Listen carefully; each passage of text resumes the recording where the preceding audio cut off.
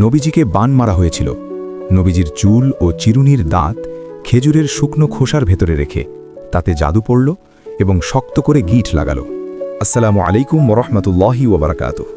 আজ আমরা জানব এক অত্যন্ত বিস্ময়কর, হৃদয়স্পর্শী ও শিক্ষণীয় ঘটনা, যে ঘটনা সহিহ হাদিস দ্বারা প্রমাণিত।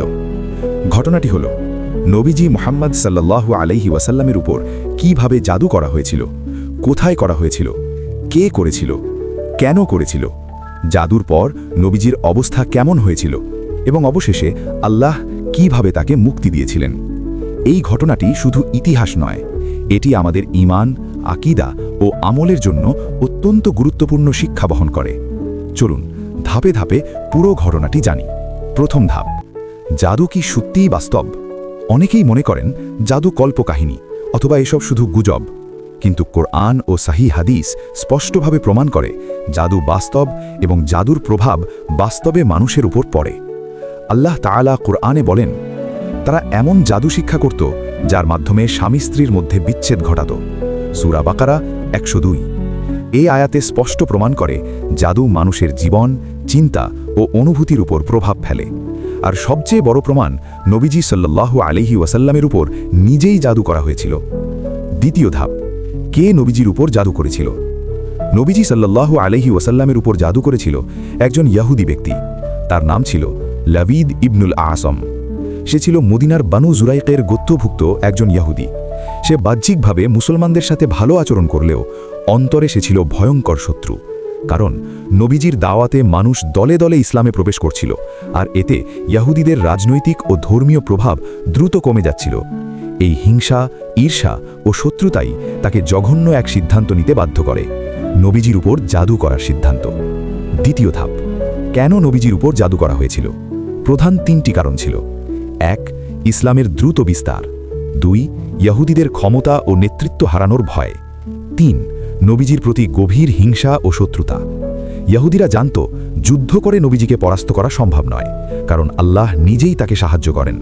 তাই তারা বেছে নিল গোপন ও শয়তানি পথ, জাদুর পথ। চতুর্থ ধাপ, কিভাবে জাদু করা হয়েছিল? লাবিদ ইবনুল আসম নবীজি সাল্লাল্লাহু আলাইহি ওয়াসাল্লামের ব্যবহৃত চুলের কিছু অংশ এবং একটি চিরুনির দাঁত সংগ্রহ করে। এরপর সে ভয়ঙ্কর শিরকি নিয়মে জাদু প্রস্তুত করে। জাদু করার পদ্ধতিতে ছিল শয়তান ও জিনের সাহায্য নেওয়া, কুফরি কালিমা পাঠ করা, শিরকি আমল করা এবং অপবিত্র কর্মকাণ্ড। সে নবীজির চুল ও চিরুনি খেজুরের শুকনো খোসার ভেতরে রেখে তাতে জাদু পড়ল এবং শক্ত করে গিঁট লাগালো। এরপর সে এই জাদু লুকিয়ে রাখল একটি গভীর কূপে। কূপটির নাম ছিল বীর জারওয়ান। এই কূপটি ছিল মদিনার এক নির্জন এলাকায়, যেখানে খুব কম মানুষ যেত। পঞ্চম ধাপ, কোথায় বান মারা হয়েছিল? জাদুটি লুকানো হয়েছিল মদিনার এক কূপে, যার নাম বীর জারওয়ান। এই কূপের পানি ছিল কালচে, দেখতে ভীতিকর এবং আশেপাশে ছিল ঘন ঝোপঝাড়। এই কূপেই লুকিয়ে রাখা হয়েছিল নবীজির উপর করা ভয়ঙ্কর জাদু। ষষ্ঠ ধাপ, জাদুর পর নবীজির অবস্থা কেমন হয়েছিল? হযরত আয়েশা রাদিয়াল্লাহু আনহা বর্ণনা করেন, নবীজির উপর জাদুর প্রভাব পড়তে শুরু করল।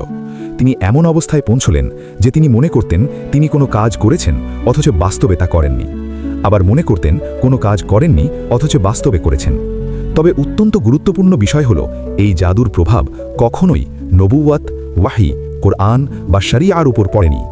এর প্রভাব ছিল শুধুমাত্র দৈনন্দিন মানবিক কাজে। তবুও এই অবস্থা নবীজির জন্য ছিল অত্যন্ত কষ্টদায়ক। তিনি অসুস্থ অনুভব করতেন, মন ভারাক্রান্ত থাকত, দুশ্চিন্তা অনুভব করতেন। দীর্ঘ প্রায় 6 মাস পর্যন্ত এই অবস্থা চলতে থাকে। সপ্তম ধাপ, নবীজি কিভাবে জানতে পারলেন জাদুর কথা? একদিন নবীজি আল্লাহর কাছে বিশেষভাবে দোয়া করলেন। তিনি বললেন, হে আল্লাহ, আমাকে এই সমস্যার সমাধান জানিয়ে দিন। এরপর আল্লাহ জিবরাইল আলাইহিসসালাম ও মিকাইল আলাইহিসসালামকে পাঠালেন। তারা নবীজিকে জানালেন কে জাদু করেছে, কি দিয়ে জাদু করেছে এবং কোথায় জাদু লুকানো আছে। তারা বললেন, জাদু করেছে লাবিদ ইবনুল আসম। জাদু করা হয়েছে নবীজির চুল ও চিরুনির দাঁত দিয়ে, এবং জাদু লুকানো আছে বীর জারওয়ান কূপে। অষ্টম ধাপ, জাদু উদ্ধার এবং ধ্বংস। নবীজি সাল্লাল্লাহু আলাইহি ওয়াসাল্লাম হযরত আলী রাদিয়াল্লাহু আনহু, জুবের রাদিয়াল্লাহু আনহু এবং আম্মার রাদিয়াল্লাহু আনহুকে পাঠালেন কূপে গিয়ে জাদু উদ্ধার করতে। তারা কূপের ভেতর নেমে খেজুরের খোসার ভেতরে মোড়ানো জাদুর বস্তু বের করলেন। সেই জাদুর মধ্যে ছিল নবীজির চুল ও চিরুনির দাঁত এবং তাতে লাগানো শক্ত গিঁট। ঠিক তখনই আল্লাহ তাআলা নাজিল করলেন সূরা ফালাক এবং সূরা নাস। নবীজি এক আয়াত পড়তেন আর একটি করে গিঁট খুলে যেত। এভাবে 2 সূরা সম্পূর্ণ পড়া শেষ হলে সব গিঁট খুলে যায় এবং সঙ্গে সঙ্গে নবীজি সাল্লাল্লাহু আলাইহি ওয়াসাল্লাম সম্পূর্ণ সুস্থ হয়ে যান। তিনি এমন স্বস্তি অনুভব করলেন যেন দীর্ঘদিনের ভারী বোঝা হঠাৎ শরীর থেকে নেমে গেছে।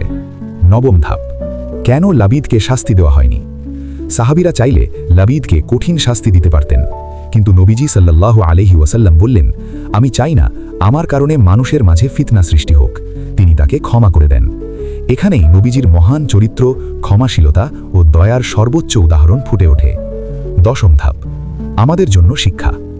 এই ঘটনা থেকে আমরা কয়েকটি বড় শিক্ষা পাই। 1. জাদু বাস্তব। 2. জাদু করা ও করানো মহাকুফরি ও শিরকি কাজ। 3. আল্লাহ চাইলে যে কোনো বিপদ থেকে মুক্তি দিতে পারেন। 4.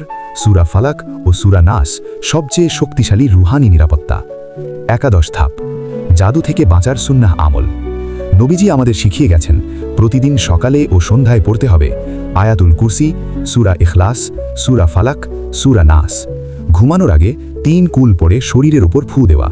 এই আমলগুলো নিয়মিত করলে ইনশাআল্লাহ জাদু, জিন, শয়তান ও কুদৃষ্টি থেকে আল্লাহ আমাদের নিরাপদ রাখবেন। আমিন।